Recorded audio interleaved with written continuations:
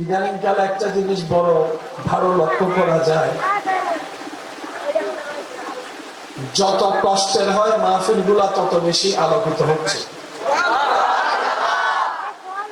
পরিবেশ পরিস্থিতি যেমনই হোক না কেন, আশেকদের জনস্রোত, প্রেম ঢালা উপস্থিতি কোনো কিছু যেন বাধা দিয়ে রাখতে পারে না। আমি বারবার ভাবি, আপনাদের মতো এই পাগল আশেক প্রেমিকদেরকে দেখে, যারা নবীর মেহফিলের জন্য এই রকম পাগলামি করে বৃষ্টির মধ্যে ভিজে ভিজে ঘন্টার পর ঘন্টা দাঁড়িয়ে থেকে কষ্টকে কষ্ট মনে করে না, হাজার কষ্টকে আপন করে নেয় নবীর দিকে তাকিয়ে, আল্লাহর দিকে তাকিয়ে। এই পাগলরা যেদিন সচক্ষে দয়াল নবীকে দেখবে, সেদিন কেমন জানি হবে অবস্থা। এই নজর যেদিন নবী রাহমাতুল লিল আলামিনকে দেখার সৌভাগ্য অর্জন করবে, সেদিন এই পাগলগুলা কেমন জানি পাগলামি করবে। রাসূল পাক, সবাই বলি সাল্লাল্লাহু। নবী রাহমাতুল লিল আলামিন একদিন সাহাবাদেরকে জিজ্ঞেস করছেন, ও আমার সাহাবারা, বলো তো দেখি, তাদের ঈমানের কথা শুনলে বেশি অবাক লাগে? সাহাবায়ে কেরাম উত্তরে বললেন, ইয়া রাসূলুল্লাহ, নবী রাসূলের ঈমানের কথা শুনলে বেশি অবাক লাগে। আল্লাহ রাসূল বললেন, ও আমার সাহাবারা, ওনাদের ঈমানের অবাক করার তো তেমন কোনো বিষয় নেই, কারণ ওনাদেরকে তো আল্লাহ নিজেই মনোনীত করেছেন। আর একটু জোরে বলেন। এবার সাহাবারা উত্তর দিলেন, ইয়া রাসূলুল্লাহ, তাহলে হয়তো ফেরেশতাদের ঈমান। নবী বলে যে না। এবার সাহাবারা বললেন, তাহলে আমাদের ঈমান। নবী বলে যে না, তোমাদের ঈমান হয়তো তাআজ্জুব হয় না, কারণ তোমরা তো সরাসরি আমি নবীর থেকে ঈমান শিখছো, আমল শিখছো, ইসলাম শিখছো। তোমরা দেখছো সরাসরি আমি নবীকে, নামাজ কিভাবে আমার থেকে শিখে যাচ্ছ তোমরা, তোমাদের ঈমান ও তাআজ্জুব নয়। সাহাবায়ে কেরাম বললেন, ইয়া রাসূলুল্লাহ, আল্লাহ এবং রাসূল এটার উত্তর ভালো জানে। এবার আপনার নবী, আমার নবী, আমাদের নবী রাহমাতুল লিল আলামিন বলে, সাহাবারা শোনো, যাদের ঈমানের কথা ভাবলে অবাক লাগে, তারা এখনো আসেনি, তোমাদের অনেক পরে আসবে।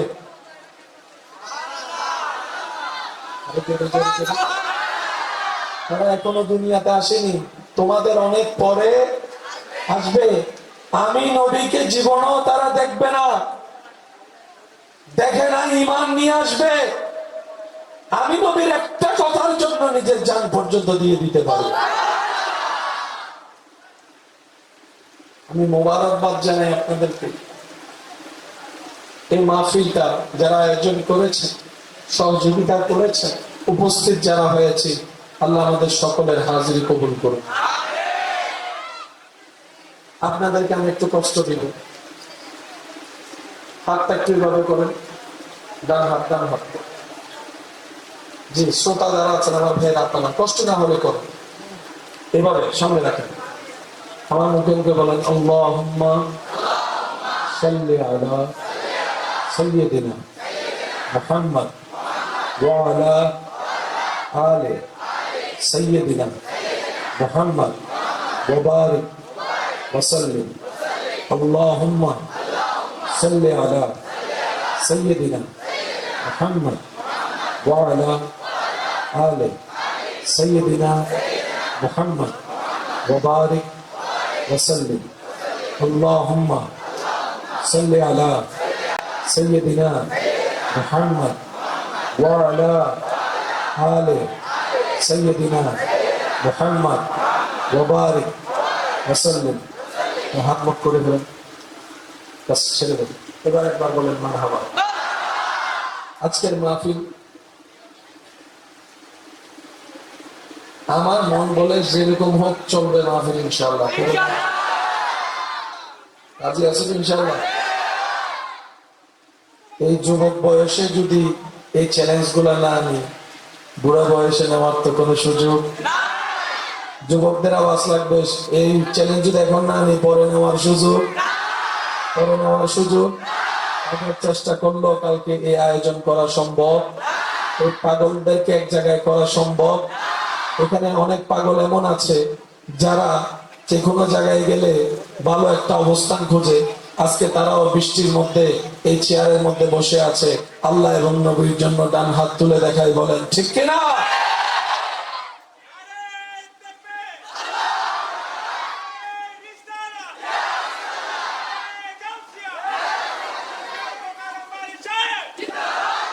উচ্চ আওয়াজ একবার বলি মারহাবা।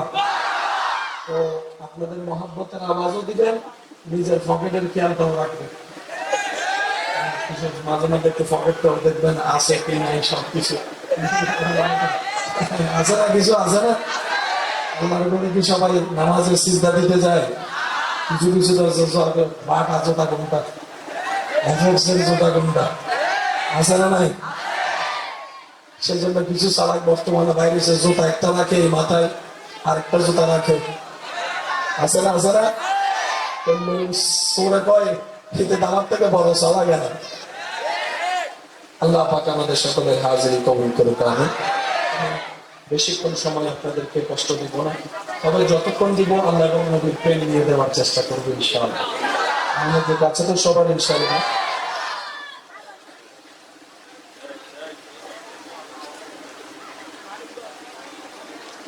আল্লাহ তাআলা পৃথিবীতে যত সৃষ্টি বানিয়েছেন, সৃষ্টির মধ্যে শ্রেষ্ঠ বানিয়েছেন মানুষকে। বলেন তো কাকে? কাকে? কাকে? মানুষের ভিতরে আল্লাহ সবচেয়ে শ্রেষ্ঠ বানিয়েছেন নবী রাসূলকে।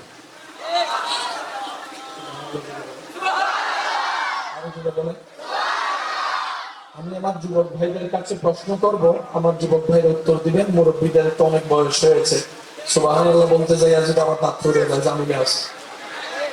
তো আমার যুবক ভাইদের কাছে যদি আমি প্রশ্ন রাখি, ভাইয়া আপনার এলাকায় আপনার কোন মানুষকে বেশি ভালো লাগে, অথবা ভালো মানুষ আপনার দৃষ্টি থেকে দেখবেন লিস্টি করতে গেলে খুঁজেও পাবেন না। মানুষ অনেক আছে,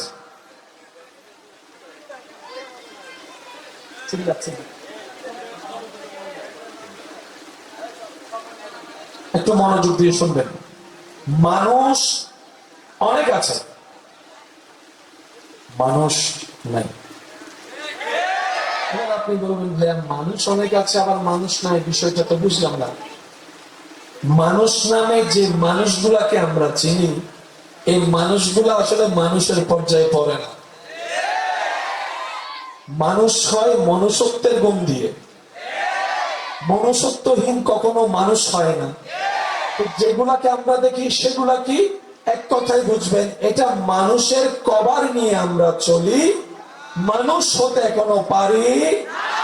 মানুষ হওয়া একটা সৌভাগ্যের ব্যাপার। মানুষ হওয়া একটা পৃথিবীর সবচেয়ে শ্রেষ্ঠতম একটা সার্টিফিকেটের ব্যাপার।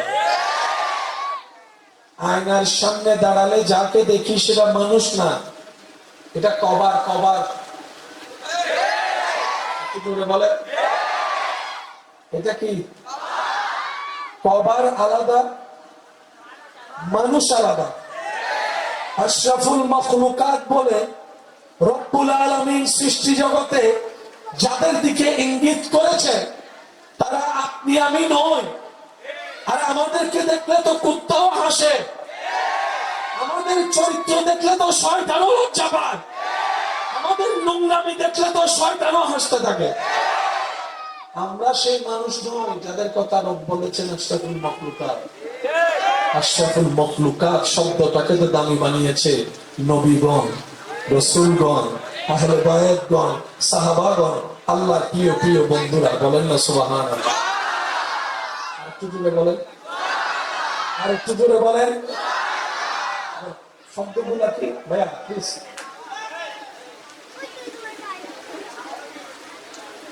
কেন আমাদের দেরি হাত এটা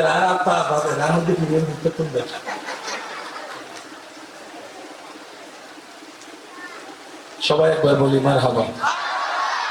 ইসলাম জানার চাইতে বেশি বোঝা দরকার, এই কথাকে আপনারা মানে বলেন না? পড়ালেখা মুখস্থ করার চাইতে বেশি বোঝা দরকার, কি বলেন আপনারা? গ্রামার কি মুখস্থ করলে হয় না বুঝতে হয়? আরো জোরে বলেন। অঙ্ক কি মুখস্থর জিনিস না বুঝার জিনিস? রসায়ন কি মুখস্থর জিনিস না বুঝার জিনিস? পদার্থ কি বুঝার জিনিস না মুখস্থ করার জিনিস? পৃথিবীর সমস্ত জ্ঞান বুঝার ভিতরে। বুঝার যত ভালো তার জন্য রাস্তা তত ক্লিয়ার। হাজার এরকম বাবা আছে সন্তানকে লক্ষ টাকা দিয়ে দোকান দিয়ে বসাই দিয়েছে, ব্যবসা না বুঝার কারণে এরকম হাজার সন্তান ব্যবসার কুম পর্যন্ত নষ্ট করে ফেলেছে। আবার অনেকেই মাথার উপর ছায়া নাই, বাবার ছায়া, বড় ভাইয়ের কোনো শক্ত হাত নাই, কোন রকম চেষ্টা করে করে এদিক থেকে সেদিক থেকে নিয়ে ছোট্ট ব্যবসা দিয়ে শুরু করে আজকে তার আন্ডারে 1-2 শত মানুষ কাজ করে। এমন মানুষের সন্ধানও এই এলাকায়, এই এলাকায় প্রত্যেকটা কিছুর একটা পালস আছে। ডাক্তারের কাছে গেলে দেখবেন ডাক্তার আপনার এখানে পালস চেক করে, বলেন না রে ভাই? এই পালসের উপর নির্ভর করে আপনার দেহের ভিতরে কি ঘটেছে, কি ঘটছে, প্রেশার কি হাই এর দিকে নাকি লো এর দিকে, প্রত্যেকটা কিছুর একটা আলাদা সাবজেক্ট আছে। মানুষ হওয়া সৌভাগ্যের ব্যাপার। মানুষ হয় মনুষ্যত্বের কারণে, আর মনুষ্যত্ব অর্জন হয় রবের দয়ার মাধ্যমে। আমার কথা কি বুঝা যাচ্ছে? সৃষ্টিতে শ্রেষ্ঠ নবী রাসূল, ওনাদের র্যাঙ্কে আল্লাহ তাআলা নিজেই সবার উপরে করে দিয়েছে। ওই র্যাঙ্কে আমরা কেউ স্বপ্নের মধ্যেও নাই, বাস্তবতা তো অনেক দূরের কথা। স্বপ্নের মধ্যেও, কারণ নবী রাসূল হচ্ছে সেই জাত যাদেরকে আল্লাহ নিজেই নবী হওয়ার জন্য, রাসূল হওয়ার জন্য বাছাই করে নিয়েছেন। সুবহানাল্লাহ বলতে থাকুন। বান্দা তো অনেক, নবী রাসূল তো সবাই হয় নাই। কারা হয়েছেন? যাদেরকে রব নিজে বাছাই করেছেন। কোরআন সেই দৃশ্যটাকে এভাবে বলে, ইন্নাল্লাহ আস্তাফা আদামা, সমস্ত বান্দার ভিতর থেকে আল্লাহ নবী রাসূল বানানোর জন্য কিছু কিছুকে আলাদা করেছেন। একজনকে বলে এদিকে আসো, আমি আল্লাহ তোমাকে বাছাই করলাম নবী হওয়ার জন্য, আমি আল্লাহ তোমার নাম রাখলাম আদম আলাইহিস সালাম। সুবহানাল্লাহ। তুমি এদিকে আসো, তোমাকে আমি ঈসা বানালাম, তোমাকে মূসা বানালাম, তোমাকে দাউদ বানালাম। আমি বলতে থাকবো, আশিকরা সুবহানাল্লাহ বলতে বলতে নিজের জবানকে, দিলকে পবিত্র করার চেষ্টা করবে। দেখি কিভাবে বলবেন, একটু করে দেখান তো।